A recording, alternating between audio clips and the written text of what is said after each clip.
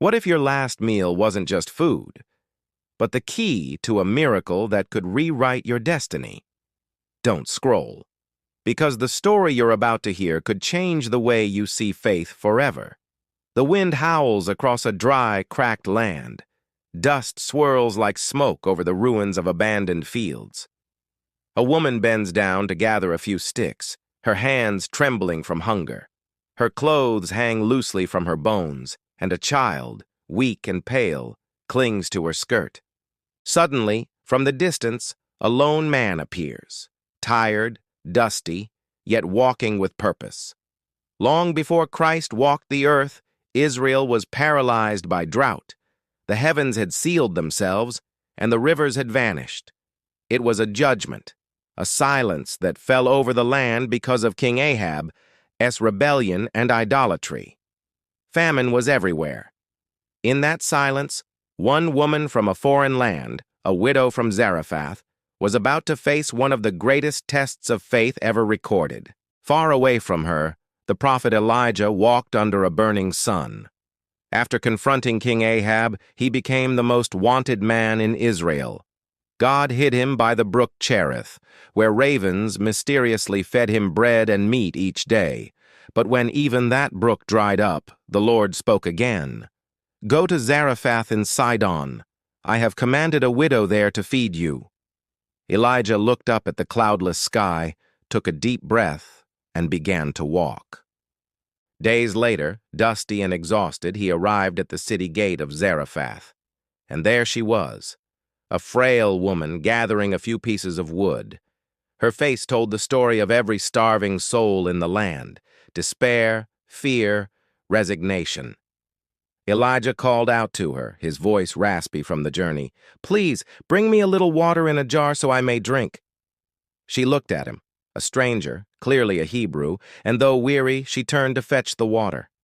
But as she walked away, his voice followed, carrying a much heavier request. "And please, bring me a piece of bread in your hand." The woman stopped in her tracks. Her shoulders slumped. She turned back, her eyes filled with a deep, quiet sorrow. "As surely as the Lord your God lives," she said softly, "I don't have any bread, only a handful of flour in a jar and a little oil in a jug. I am gathering these sticks to take home and make one last meal for myself and my son, that we may eat it and die." Elijah listened. His eyes were calm, but his heart ached. She wasn't exaggerating. Death had already entered her home. It was just waiting for its turn. Yet, instead of offering pity, Elijah offered a command that made absolutely no sense. "Do not be afraid," he said, his voice steady. "Go home and do as you have said. But first make a small loaf of bread for me from what you have, and bring it to me. Then make something for yourself and your son. For this is what the Lord, the God of Israel, says: the jar of flour will not be used up, and the jug of oil will not run dry until the day the Lord sends rain on the land." The widow froze. Faith demanded action before proof. Her mind screamed against his words. How could she possibly feed a stranger when her own child was starving? But something in Elijah's voice, maybe his certainty, maybe the peace in his eyes, pierced through her fear. She looked at her son, then back at the prophet. Slowly, she nodded. She returned home, tears blurring her vision. Every sound echoed in the quiet room: the scrape of the flour jar, the soft clink of the oil jug. She poured the oil, just enough to glisten at the bottom. Then the flour, a final dusty scoop, her last resource. As she kneaded the dough, her hands shook.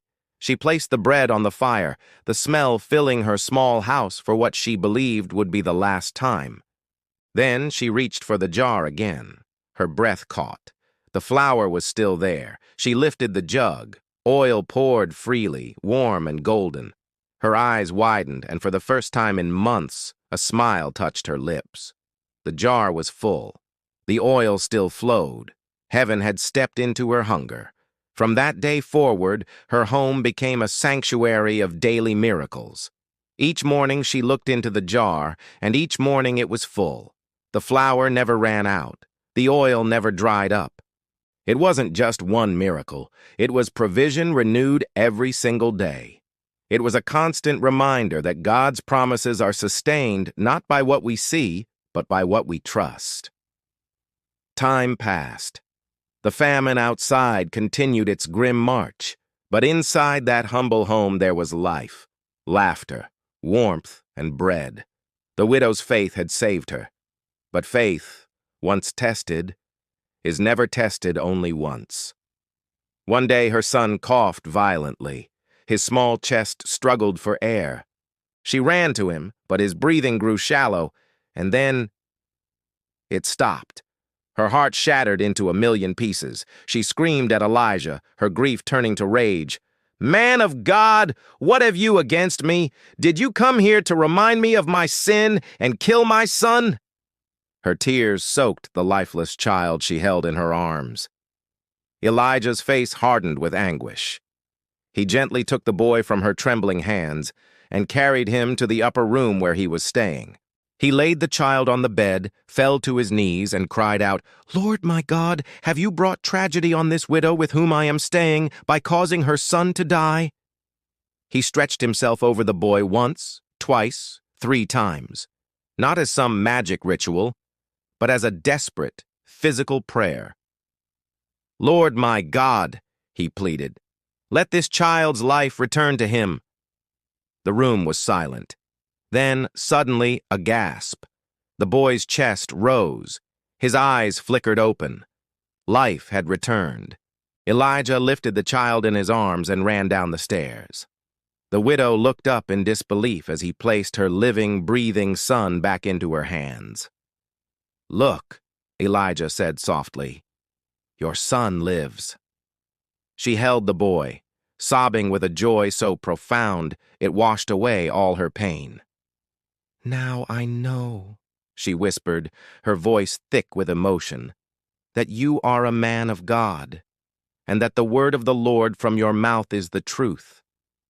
The story that began with an empty jar ended with overflowing faith. Elijah soon left Zarephath.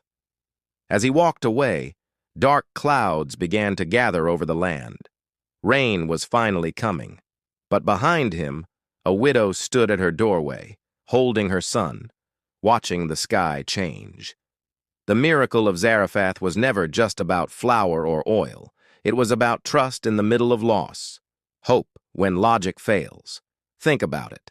God didn't send Elijah to a wealthy palace filled with food. He sent him to a poor widow on the very edge of death, because the greatest miracles often start right where human strength ends. And maybe that's what this story is really about for you and me. Your last drop of energy, your last ounce of strength, might just be the starting point for something divine. That moment when heaven steps into your scarcity and turns it into abundance. When you dare to give, even when you feel you have little left, you're not losing, you're planting. The widow's bread didn't just feed a prophet, it fed her own future. God never needed her bread. He wanted her belief. And that's what true faith is. It's obedience before evidence. It's trust before explanation. It's the kind of faith that turns empty jars into endless provision and lifeless rooms into resurrection. If this story touched you, let it live beyond this video. Comment below and tell us what faith means to you.